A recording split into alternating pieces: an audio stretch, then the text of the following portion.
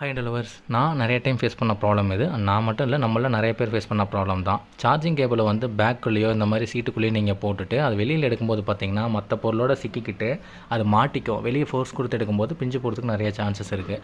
அதனால் அதை ப்ராப்பராக ஹேண்டில் பண்ணுறதுக்காக ஒரு என்க்ளோசர் தான் நம்ம ரெடி பண்ண போகிறோம். அண்ட் இதோட வேலை வந்து பார்த்தீங்கன்னா சார்ஜிங் கேபிளை வந்து மற்ற திங்ஸ்லேருந்து ஐசோலேட் பண்ணிடும். அதனால் உங்களுக்கு சார்ஜிங் கேபிள் சிக்கிக்கிறதுக்குண்டான சான்சஸ் ரொம்ப குறைவு. இப்போ நம்ம ரெடி பண்ணியாச்சு. இதை யார் வேணாலுமே ஈஸியாக ஹேண்டில் பண்ணலாம். சிம்பிளாக வந்து பார்த்தீங்கன்னா சார்ஜிங் கேபிளை சென்டராக எடுத்து இந்த டிவைஸ் இருக்குல்ல, இந்த என்க்ளோசரில் வந்து உள்ளே வச்சுட்டு அதோட டாப் அண்ட் பாட்டமில் வந்து நம்ம இந்த மாதிரி ரொட்டேட் பண்ணும்போது ஆட்டோமேட்டிக்காக ரெண்டு சைட்லையுமே சார்ஜிங் கேபிள் வந்து பார்த்திங்கன்னா சுற்ற ஆரம்பிச்சிடும். அதாவது இதை வந்து சார்ஜிங் கேபிள் ஒயிண்டர்னு சொல்லுவாங்க. இது போல் நீங்கள் ஒயின் பண்ணி வச்சுக்கிட்டிங்கன்னா மற்ற திங்ஸ்லேருந்து இது ஐசோலேட் ஆகிரும். அதனால் நீங்கள் ஈஸியாக ஹேண்டில் பண்ணிக்க முடியும். அண்ட் எடுக்கிறது ரொம்ப ஈஸி தான். ரெண்டு எண்டையும் பிடிச்சி இது போல் நீங்கள் இழுக்கும்போது பார்த்திங்கன்னா ஆட்டோமேட்டிக்காக அது எக்ஸ்பெண்ட் ஆகி வந்துடும். இனிமேல் டேமேஜ் ஆகாமல் ஈஸியாக கேரி அண்ட் ஹேண்டில் பண்ணுறதுக்கு ஹெல்ப்ஃபுல்லாக இருக்கும். அண்ட் ஐடியா நல்லா இருந்தால் லைக் பண்ணுங்கள். இது போல் இன்னோவேட்டிவான ஐடியாஸ் வேணும்னா சேனலை ஃபாலோ பண்ணுங்கள். தேங்க்யூ ஃபார் வாட்சிங்.